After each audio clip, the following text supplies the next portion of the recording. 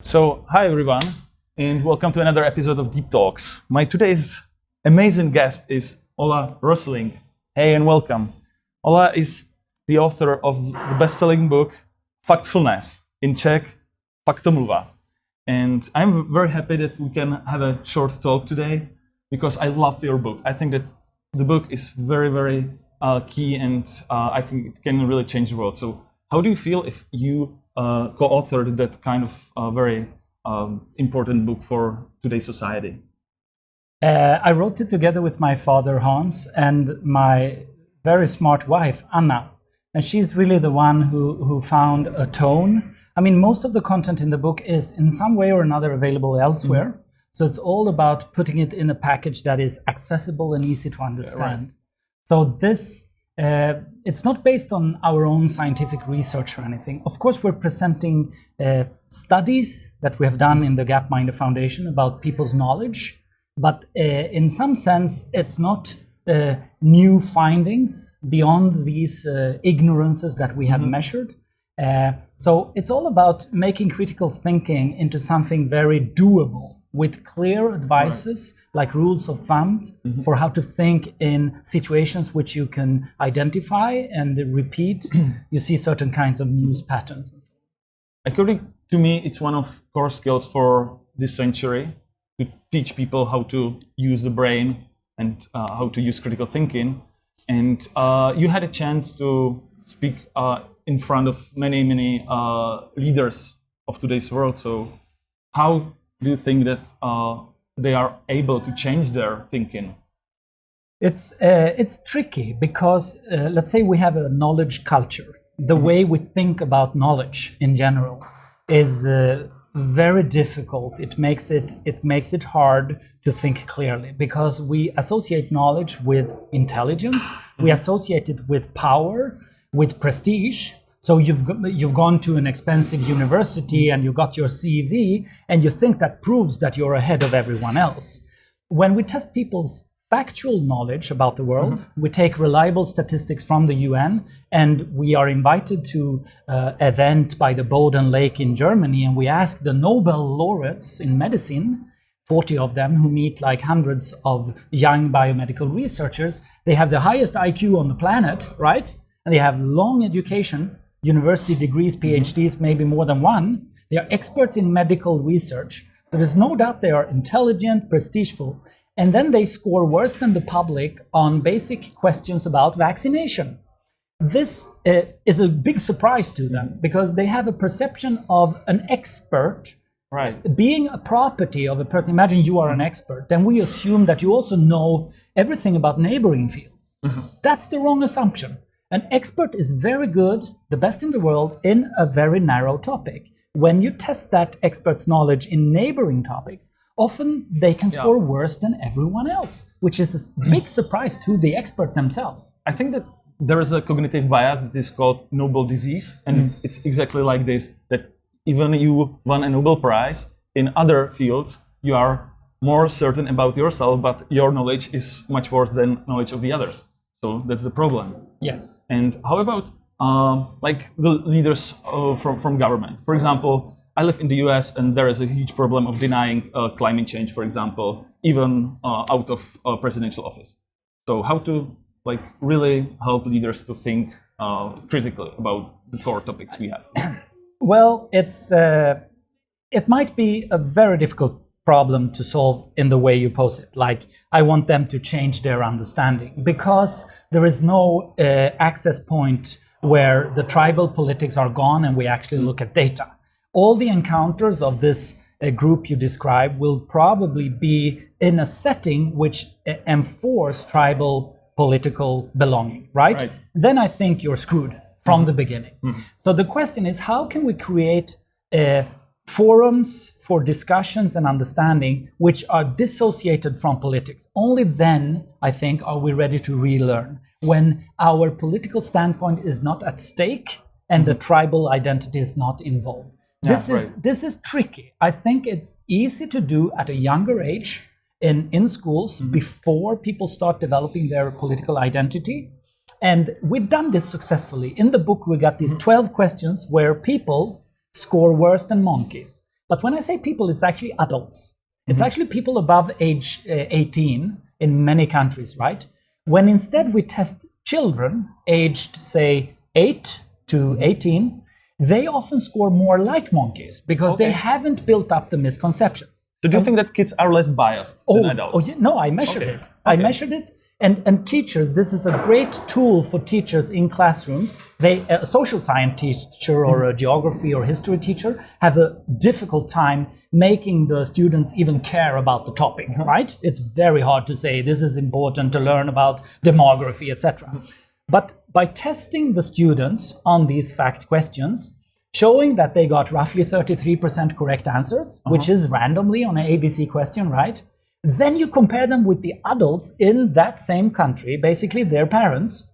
Suddenly, the kids wake up and look at the results and say, we're ahead of the adults. Yes, you are, because you're less biased. Go home to mom and dad and test their knowledge. And tomorrow we're going to discuss the results. And you teach them also survey methods in the classroom. They come back and then they discuss what cognitive biases their parents suffer from, which is, of course, they are high risk of suffering from this within 20 years themselves. This is a great opportunity to curate a critical thinking skill in a young generation. So do you think that we should have a special subject, specific subject for teaching critical thinking at schools, like Factfulness as a normal curriculum program for all high schools, for example? Absolutely. I think the cognitive psychology biases today it's a recent finding. I mean, in human history. Yeah. It's only 40, 50 years since the first experiments started proving systematic biases in the human brain. So now we are in the position we need to include it somehow in curriculum. So everybody learn that by default, they're going to be skewing their understanding in certain ways without realizing it. Right. Let's imagine a kind of classroom exercise where teachers tell the students, you're going to lie with statistics. Try to do it as effectively as you can, okay? Here is the unemployment rate, and half of the class are going to try to say it's a low number, half of the class are going to try to say it's a high number, right? Look for reference points so that you make it look this way. Do that again and again, year after year in a classroom, and every student leaving school would be equipped with the defense needed to protect themselves against all the lies that will come to them throughout their lives. This I think is the best way, if this is called critical thinking or statistics or whatever, but it's one way to include experience, personal experience of, I managed to get the class to believe this thing, which we then discussed was actually a lie. It will make people very, very critical when politicians and others, activists, come and exaggerate a problem in a certain way. You know, you're already experienced how easy it is to make a number look like something else. I deeply believe in this in core of my heart, that this is maybe the only way how we can survive on this planet. So thank you that you are spreading the same idea. And you still live in Sweden, do you? Yeah. And how is Sweden in fighting fake news and misinformations? How good you are in Sweden? Because here in Czech Republic, we have a great struggle because we are in the front line that Russia is trying to develop, to deploy some new techniques here. So, and I was in an event in NYU, and they had a case study from Czech Republic that we are just losing here. So is Sweden better off in terms of fake news? Good question. Finland seems to experiment with what I just described, with using statistics to carve out certain stories in schools. I think this problem with fake news is, I have several opinions of it. First of all, it's not a new thing. Right. It's just increased in our awareness recently because there are so many facts, and we got the social internet where these facts can be distorted in so many ways. So it's an old problem. Before it used to be called lies. People lie about things, right? Today, the effective manufacturing of lies is easier to achieve than ever before. So, but propaganda has always existed. Since the Roman Empire, there are huge examples of it. So I wouldn't say I'm an expert in fake news. There are others who are better than me to ask this question. I'm more concerned with true news. And so when you see a lot of pictures from, say, Africa of starving people and children with machine guns entering a civil war, you get a certain perception of Africa, right? Even though all those pictures were true. So it's not fake news. As I will show in my presentation and in the book, we're actually not trying to focus on the fake news problem, but rather the ever-present selectiveness of the true news. Okay. Which is, if you do fact-checking on this true news, you will not find a problem. The problem is the sample. Yeah. It's showing extraordinary events again and again and again, and together they paint, based on true facts, a very distorted picture of reality. Yeah. This though, there I've been trying to see how the misconceptions that we measure with the fact questions, if they can be derived from the way the news media portray the rest of the world. And we see a systematic exaggeration of negative trends, right? Because people are worried, the news report it, it's true, things are getting worse, like suicide rate in US is on the increase. But when we ask about suicide rate in Europe, in Czech Republic, where it's decreasing, since 1990 it decreased in Czech Republic by 40%, did that ever get reported in the news? No, of course not, because it's something positive, right? And the journalists who fail to report it are not evil people. They are not trying to neglect it. It's just that nobody want to read about progress, right? Right. This, we need to teach our kids in schools, that expect negative news, right? Even the true news. Ask yourself, would a positive trend have reached me? Would I have heard about something going up, something bad going up 20%? Ask yourself, would I hear about it if it decreased with 20%? The bad thing? Probably not, right? That's a way to compensate. Instead of waiting for journalists to start putting out positive news, which sounds like a strange thing, they would probably lose their job pretty quickly. Right. I think the consumer need to be equipped with awareness of what is news media for. Okay. And when I read your book, for me, it was very optimistic. Like, the world is not that, let's say, fucked up. And we improved many things. So it was very optimistic when I read it. But still, I'm slightly afraid about the future. For example, the risk of AI or the climate change. So how do you feel about the future? Are you optimistic as your book is, or are you less optimistic with some new data we have now? I'm absolutely not an optimist. I was flying here on an airplane. That would probably be a bad idea, thinking about the climate. But the pilot in the airplane, I hope he was not an optimist, right? Telling me that, don't worry, this will probably go well, right? That's a mode of mind which I completely hate. Like, I don't trust people who are optimists, because I don't understand what an optimist is. In the book, we're promoting the idea of possibilism, saying, let's see what solutions there are which have worked before, proven evidence, and make sure we implement them in the right way. So that's why in the book we're showing a lot of positive trends to learn from them. Like, how did we ban lead in gasoline worldwide, right? It was in gasoline when I was a kid. There were lots of campaigns about lead in gasoline, and today it's gone. That drop of lead in gasoline, we don't talk about it when it's succeeding, which means we don't understand what we're doing right that works. It's a global collaboration based on UN agencies. Fortunately, during the last 60 years, we had world peace and we have UN agencies building up. Right. And when they are built on scientific evidence, they are doing the right thing to remove lead from gasoline in this planet, which is a great thing. But nobody talks about it. So now we're confronting future problems, and there are lots of them, right?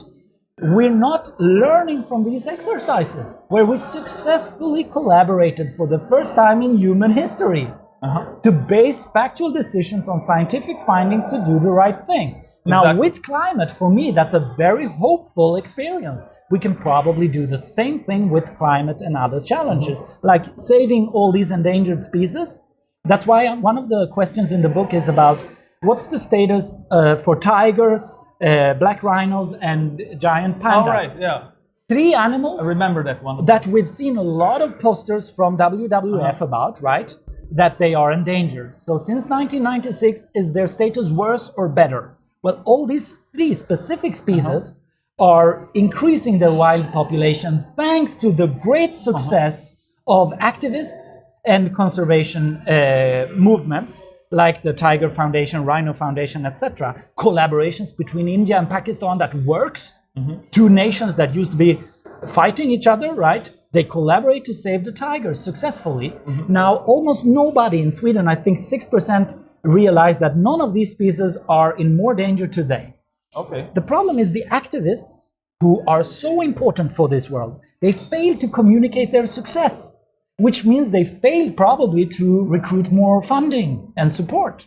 And this, I think, is a problem. In a world where we're doing the right thing for three species, and we could be doing similar things for all the other endangered animals. That's what came to my mind. Like here in Central Europe, we are experiencing the massive extinction of insects. Like 80% of insects just extinct in last 20 years.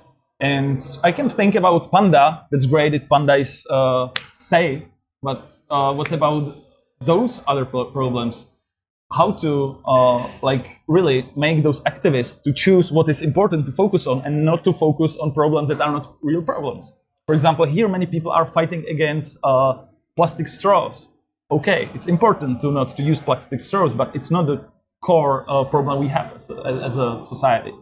Well, the plastic straws is a very, very small portion of the plastic in the ocean. People have a feeling that they need to do something, so whatever plastic they can identify, they want to do something.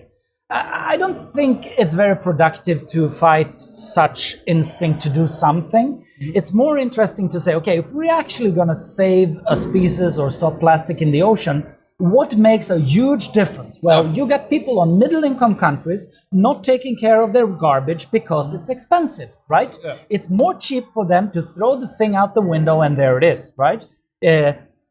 That's where the plastic in the ocean comes out through the rivers in parts of Asia, a majority of it. And you can throw your plastic straw in the ocean in Sweden. Don't worry about it. If you're doing something to help these poor people living with garbage humps next to rivers ending up in the ocean. So exactly. I would say that's what Factfulness and Possibilism is all about. Like realizing that serious problems need serious solutions. And if we comfort ourselves with ridiculously small things, sorry, but the plastic straw is just ridiculous. If it steals our focus from the real problem, if it's an entrance point to realizing the larger problem, then it's a good thing. So we need to balance this idea of the world hour where we shut down the light for 1 hour to just remember. Maybe these awareness campaigns are actually good. We should be careful fighting these small things, even though globally they have no impact, but they have a psychological impact of creating a community awareness that we need to do something. But that balance is tricky to handle. The global problems, and this is what the end of the book says, where I wouldn't call myself positivist, optimist. At the end of the book, we have 5 global risks that everybody should take seriously. And this is one of the reasons to look away from small problems, right? Because these 5 problems can kill us all, right? Or stop all our development. It's the risk of a third world war, the risk of a financial collapse, the risk of a global pandemic, the risk of climate change. These can stop all development. Right. All the good things we're going to do would be halted if these kick in. And then the 5th one is an ongoing killer, extreme poverty. If that continues, we have 1 billion people in extreme poverty. They have 5 children per woman on average, means continued population growth beyond the end of the century. These 5 things, if we're not taking that seriously, because we're worried about everything, we think suicide rate in Europe is going up when it's actually falling. That's why we try to kill the myths that most things are getting worse. No, many things are improving. Let's keep our eyes on the biggest risks, all of us, everybody. Not saying this is the most important, this is the most important. These 5 are capable of stopping everything, right? So we need to take them seriously, all of us, and you can't make one of them your favorite. That's the message. If people perceive that as optimistic, I don't know, probably they didn't read the full book because it's in the last chapter. Okay? I was for me, I met Daniel Kahneman 1 month ago, and he was extremely pessimistic. He told something like, even I know about all those biases we have, I don't believe that people can change. And for me, it was one of the saddest talks I ever heard, because that was very sad to me that he was very, very negative and pessimistic about the future. What is your view on the future? Do you think that with knowledge of those facts and about if we have the knowledge about to improve our thinking, do you think that we can change the world and live as a society like forever on this planet? Not forever, but for another few thousand years. We have no option. I don't care if he's sad. Let's send some flowers to him. We need to fix it, right? It doesn't matter if we're capable or not. It needs to happen. And we've done so much progress before. My grandparents had no education beyond 5 years basic schooling. My father is the first academic in our family, right? And now he's a world famous professor.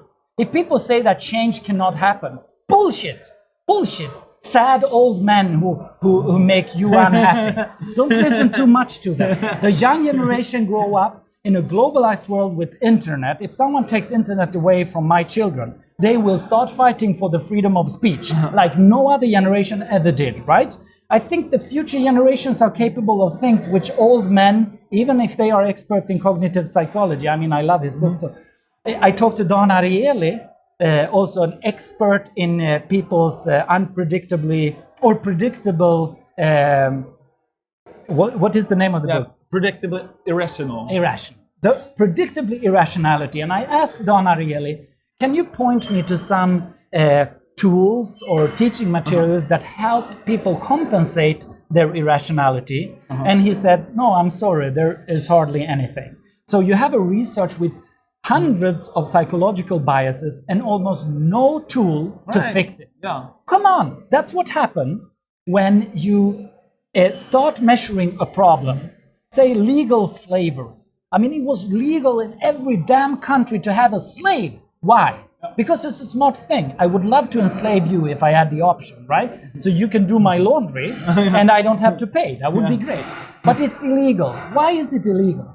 Because the moral values of humanity changed. Do you think anybody actually thought that was possible if you had asked them 200 years back? No, they would say there will always be slaves. You know how old men, they lean back and say, oh, there will always be problems. I see no progress. Bullshit. Of course, and especially when we need to change. So I don't want the discussion about is it possible, not possible. Doesn't matter. There are solutions. Let's fight for them. The use of facts. I mean, times like these, where we are living, what does it mean, times like these? It's the first time in human history when there is data. It's the first time when you can write a book like this and say what's the correct answer, and there are reliable sources. So this is a great opportunity to create a new knowledge culture, teach the young generation to question their own assumptions, give them systematic ways of doing that, to create a knowledge society and a future political environment that is based on facts, not ideology. That was never possible, so no surprise we didn't inherit such system from the previous generation. How could they have invented it? We can. Yeah. We will give it to the next generation, and the next generation will be even better at it. I definitely have hope for humanity. Yeah, thank you very much, because for me, this is just the great vision of future society based on facts and being evidence-based. So thank you for your mission, and thank you your wife and the great work your father did for society. That was amazing. So, and I really appreciate that you find the time for our discussion. It was one of the best discussions I ever had. That's great. And I hope that our listeners will be also more optimistic about the future and about the change that we will survive on this planet. So bye-bye. Just add a last remark from my father, a quote from my father. We don't have to give up today, because that we can do later. Yeah, it resonates with my work too. So thank you very much. Thank you very much. Thank you much. Bye.